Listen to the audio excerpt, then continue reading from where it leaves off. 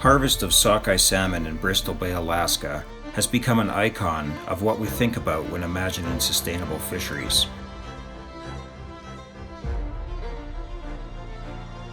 Commercial fisheries, generating over $2 billion of economic activity a year and employing almost 15,000 people, first started in 1884 in this part of western Alaska, capturing salmon on their homeward migration to the 9 major rivers of this region.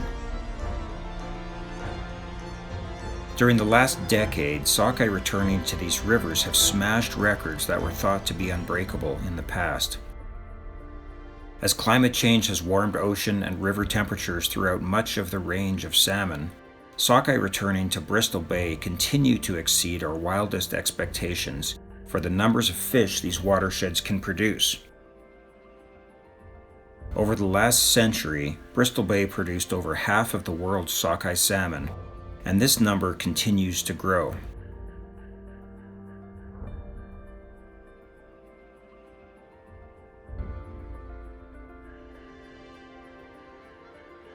So why is Bristol Bay so special? Why are salmon thriving here while they seem to be on the ropes in so many other places within the range of salmon?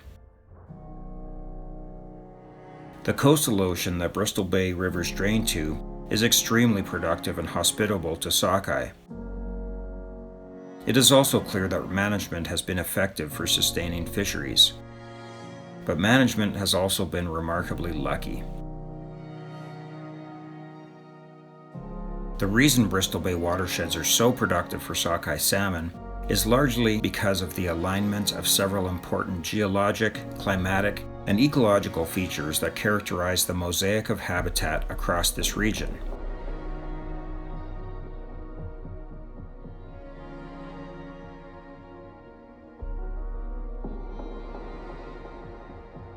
These fish are returning to the locations where they themselves were born. What does that habitat look like? And why is it so special?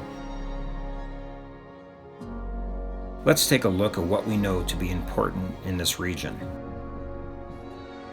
The history of glaciers in western Alaska is critical for understanding what makes up salmon habitat in Bristol Bay. This region was covered in almost a mile of ice during the last ice age, which ended about 15,000 years ago. The extraordinary power of this ice sheet to carve up the landscape and create the topography we see today is almost unfathomable.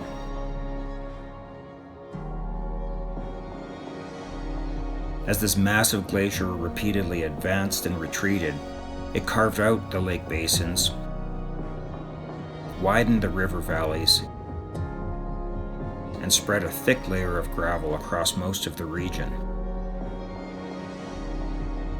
This footprint of ancient glaciers is now the foundation of salmon habitat throughout Bristol Bay. The interactions between water and glacial gravels ultimately form the perfect conditions needed for salmon to thrive. Cool and clean water percolating through porous gravels provides stable and safe places for salmon embryos to develop and hatch. But flowing water continues to move gravel deposits and sculpt the landscape that is this foundation of salmon habitat. In most places where salmon can access these ever-changing deposits of ancient gravels, they have established and thrived.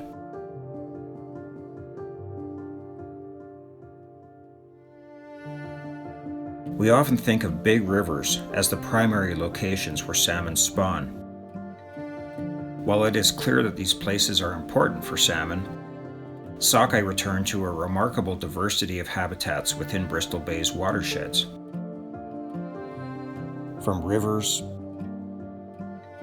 lake beaches, large streams, small streams,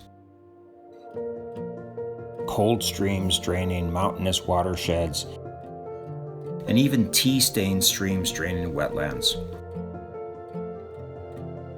Sockeye salmon have evolved to establish and flourish in all of these habitats.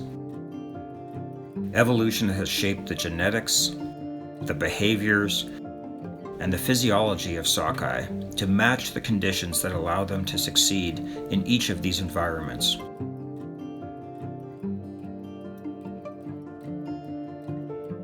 The diversity and types of habitats that sockeye salmon use across the expanses of Bristol Bay watersheds turns out to be critically important for sustaining commercial, sport, and subsistence fisheries.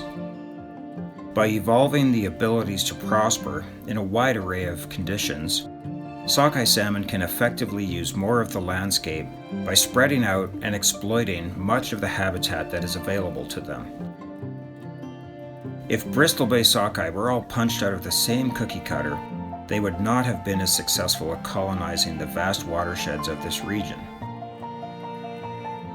We have also come to understand that habitat diversity makes Bristol Bay sockeye more resilient to the year-to-year and decade-to-decade changes in the environment these ecosystems endure. Some years are warm, some years are cold, some are wet, and others are dry. We know that the salmon in each of Bristol Bay's rivers don't all boom and bust in the same years. Different conditions seem to allow different parts of the landscape to flicker on and flicker off in terms of their suitability for salmon. Thus, the temporary booms in some rivers offset the temporary lows in others, thereby stabilizing the total number of fish that migrate back to the region in any given year. But we also know that this diversity of responses plays out at much smaller scales as well, at the scales of individual lakes, ponds, rivers, and streams. The little places matter too.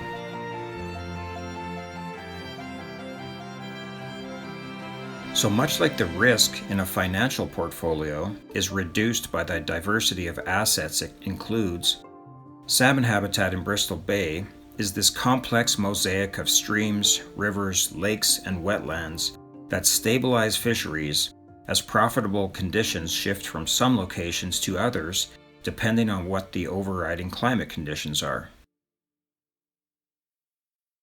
Unlike the ecosystems in most other parts of the global range of salmon, Bristol Bay's watersheds remain largely intact. Much of the habitat complexity we see in Bristol Bay watersheds and the genetic variation in their salmon has been effectively rubbed off the landscape in other parts of the salmon world.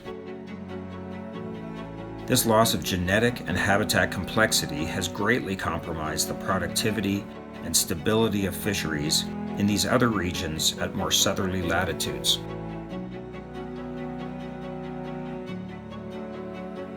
And despite billions of dollars spent to restore and rehabilitate degraded habitat, we have learned that most of these efforts are nearly futile. Once salmon habitat has been lost, it is astounding how difficult and expensive it is to get back. And as we look to a warmer future, loss of this complexity has likely eroded the capacity of salmon and their ecosystems to adapt to ongoing climate change. But Bristol Bay still has all the options on the table. The processes at work here have not changed for millennia. If we could travel backwards in time to thousands of years before the present, we would see that Bristol Bay's ecosystems were functioning much like they are today. Of all the places to be optimistic about the health of salmon in a warmer future, we should believe that Bristol Bay is among the most likely to become a refuge from climate change. Fisheries should continue to flourish, as should the network of other creatures that depend on salmon. Intact, diverse, messy, and beautiful watersheds are what have supported fisheries in the past and what will continue to support them into the future, if we give them a chance.